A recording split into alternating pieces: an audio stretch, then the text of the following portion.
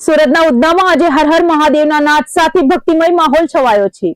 પરમ પૂજ્ય પંડિત પ્રદીપ મિશ્રાજીની શ્રી શિવ પુરાણ કથાના પાવન પ્રસંગે ભવ્ય કળશ યાત્રાનું આયોજન કરવામાં આવ્યું છે। ઉધના વિસ્તાર આજે શિવમય બન્યો હતો। વિશ્વવિખ્યાત કથાવાચક પરમ પૂજ્ય પંડિત પ્રદીપ મિશ્રાજીના શ્રી શિવ પુરાણ કથાના આગમન પૂર્વ ભવ્ય અને ભક્તિભાવથી ભરપૂર કળશ યાત્રાનું આયોજન કરવામાં આવ્યું હતું। માથા પર કળશ ધારણ કરીને મહિલાઓ, યુવાનો અને બાળકો મોટી સંખ્યામાં યાત્રામાં જોડાયા હતા। ઢોલ, નગારા, ભજન, કીર્તન અને હર હર મહાદેવના નાદ સાથે સમગ્ર વિસ્તાર શિવ ભક્તિના રંગે રંગાયો હતો। રસ્તાઓ પર શિવ ભક્તોની ભીડ અને શ્રદ્ધાળુ અદ્ભુત સંગમ જોવા મળ્યો હતો। આ કળશ યાત્રા સાથે ઉધના સહિત સમગ્ર સુરત શહેરમાં આધ્યાત્મિક ઉર્જા અને ભક્તિભાવનું અનોખું દ્રશ્ય સર્જાયું હતું। શહેરમાં માત્ર 3 દિવસમાં ત્રીજી હત્યાની ઘટના સામે આવતા કાયદો વ્યવસ્થાને લઈને સવાલો ઉભા થયા છે।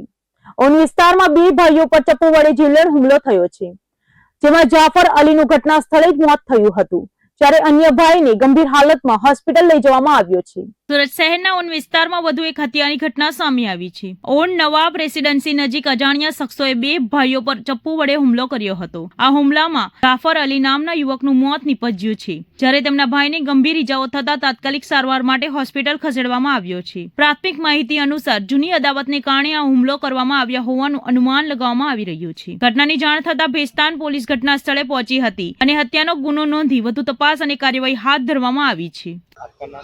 मेरा नाम मोहम्मद तैयब हुआ। क्या पूरी घटना हुई थी, कौन से विस्तार में और फिर क्या कारण था? सर कारण यही था कि हम लोग ड्यूटी पे थे। जो हमारे साथी में जिसके साथ में घटना हुआ है, उनका कहने का अनुसार मतलब ये कह रहे हैं वो कि वो लोग हमारे घर पे आके बदसलूकी और बदतमीजी कर रहे थे। बदसलूकी और बदतमीजी के दौरान में मतलब हमारे जैसे कि हमारा खाने का बर्तन हो गया, हमारा पानी रखने का बर्तन हो गया, उसमें वो लोग परिजन लोग पेशाब कर रहे थे। पेशाब करने के क्रम में जो उसके साथ में घटना हुआ, वो आदमी बोला कि भाई ये सब गलत है, हम लोग इससे नमाज पढ़ते हैं, खाना बनाते हैं, पीते हैं, खाते हैं, यही पानी हम लोग का सहारा है, तुम इस पैसा करोगे तो फिर हम लोग कितना बर्तन खरीदेंगे। तो इतना बोलने के बाद वो हाथापाई करने लगा। हाथापाई करते करते पे वो गाली गलौज पे आ गया। गाली गलौज होने के बाद ये जो जिसके साथ में घटना हुआ वो बोला है, वो बयान में दे रहा हूँ आपको। तो अगला बोला कि भाई तू ऐसा मत कर। तो बोला रुक जा, मैं 5 मिनट में तेरे को तेरी औकात दिखाता हूँ मैं। वो तुरंत गया, अपने दोस्तों को बुला के लेके आया। दोस्तों को बुला के लेके आते ही तो चाकू मार दिया दोनों जने को। चाकू मारने के बाद जब मेरे पास में कॉल आया तो मैं अपने खाते से दौड़ के गया। मैं जब तक मेरा एक साला डेथ हो गया हुआ था स्पॉट पे और एक मतलब वहाँ पे तड़प रहा था, तो मैं उसको उठा के दोनों को एक अनजान ऑटो के द्वारा मैं उसको भेजा। वो व्यक्ति उन पार्टी चौकड़ी पे ले जाकर छोड़ दिए। वहाँ से फिर हमारी वाइफ 108 को कॉल करके और वहाँ से उसको सिविल लाया गया। कौन से मारने वाले थे आप पे? वो अज्ञात लोग थे, उसको ना हम जानते हैं ना वो हमको जानता है। हम यहाँ पे गरीब लोग हैं, हम बाहर से आए हुए हैं, बिहारी आदमी है, बिहारी का जानते हैं, कहीं भी कोई भी इज्जत नहीं है। जो मरने वाले उनका नाम क्या था, कितनी उम्र थी? मरने वाला का उम्र वही 20-22 के तकरीबन है और उनका नाम मोहम्मद जफर हुसैन हुआ। उनके पिताजी का नाम मोहम्मद असगर अली हुआ। आपकी अभी क्या मांग जी, मांग क्या है अभी आपकी? हमारी मांग यही है कि हमें सरकार से इंसाफ मिले। गुजरात सरकार से, सूरत पुलिस से हम यही हाथ जोड़ के विनती करते हैं कि हमें यहाँ पे सेफ्टी प्रदान किया जाए। अर्थात उन लोगों ने ये भी बोलते हुए गए हैं, मारने के बाद बोलते हुए गए हैं कि अगर पुलिस केस हुई तो तुम लोग पे जानलेवा हमला दोबारा होगा, यहाँ से बिहार कोई बच के नहीं जाए। સુરત શહેરના અમરોલી વિસ્તારમાં ચાલી રહેલી સિટી બસમાં અચાનક આગ લાગી હતી। બસમાં આગ લાગતા અફરાતફરી મચી ગઈ હતી। આગ લાગતા બસમાં રહેલા 15 થી 20 મુસાફરોએ સમયસર નીચે ઉતરીને પોતાની જાન બચાવી લીધી હતી।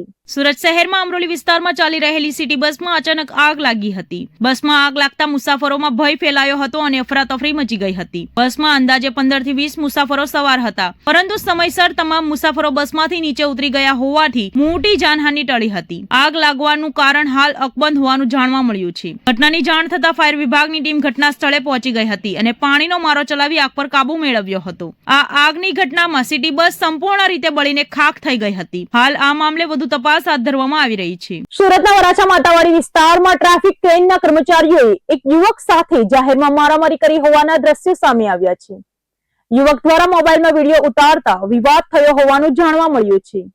સોશિયલ મીડિયામાં વિડીયો વાયરલ થતા સમગ્ર મામલો ચર્ચાનો વિષય બન્યો છે. સુરતના વરાછા માતાવાડી વિસ્તારમાં ટ્રાફિક ક્રેનના કર્મચારીઓની દાદાગીરી સામે આવી છે. આરોપ છે કે ટ્રાફિક ક્રેનના માણસોએ એક યુવકને જાહેરમાં ઢોર માર માર્યો હતો. યુવક મોબાઈલમાં વિડીયો ઉતારી રહ્યો હતો તે બાબતે વિવાદ થયા હોવાનું સામે આવ્યું છે. વિવાદ બાદ યુવકને માર મારતા ક્રેનમાં બેસાડીને લઈ જવામાં આવ્યા હોવાનો પણ આરોપ છે. આ સમગ્ર ઘટનાનો વિડીયો સોશિયલ મીડિયામાં વાયરલ થયો છે. વિડીયો વાયરલ થતા લોકોમાં રોષ અને ચર્ચા જોવા મળી રહી છે. હાલ આ મામલે સંબંધિત વિભાગ દ્વારા તપાસ હાથ ધરવામાં આવી હોવાનું જાણવા મળી રહ્યું છે. સુરતમાં ભાજપનો રાજવી સન્માન કાર્યક્રમ યોજાઈ રહ્યો હતો તે દરમિયાન આમ આદમી પાર્ટી દ્વારા વિરોધ નોંધવામાં આવ્યો હતો. વાલક પાટિયા પાસે પટેલ સમાજની હોસ્ટેલ માટે એફએસએલમાં 3 કરોડથી વધુની ફી વસૂલાતા મુદ્દે આપ દ્વારા એફએસએલ ફ્રી કરવાની માંગ સાથે સ્ટેન્ડિંગ કેમ્પેન કરવામાં આવ્યું છે. સુરતમાં આમ આદમી પાર્ટી દ્વારા એફએસએલ મુદ્દે વિરોધ પ્રદર્શન કરવામાં આવ્યું હતું. વાલક પાટિયા વિસ્તારમાં પટેલ સમાજ માટે બની રહેલી હોસ્ટેલના એફએસએલ માટે 3 કરોડથી વધુની રકમ ભરવાની ફરજ પડતી હોવાનું જણાવવામાં આવી રહ્યું છે. આમ આદમી પાર્ટીના કાર્યકરોનું કહેવું છે કે સમાજની હોસ્ટેલ બની રહી હોય અને સમાજના નેતાઓ સરકારમાં હોવા છતાં જો સમાજ માટે એફએસએલ ફ્રી ન થાય તો અન્યાય છે. તેમણે વધુમાં જણાવ્યું કે જ્યારે દેશને કરોડો રૂપિયાનો ચૂનો લગાવનાર કંપનીઓનું લેણું માફ થઈ શકે છે તો સમાજ માટે બનતી હોસ્ટેલ એફએસએલ ફ્રી કેમ ન થઈ શકે. આમ આદમી પાર્ટી સુરત દ્વારા એફએસએલ ફ્રી કરવાની માંગને લઈને સ્ટેન્ડિંગ કમ્પ્લેન્ટ દ્વારા સરકારને સંદેશ આપવામાં આવ્યો છે.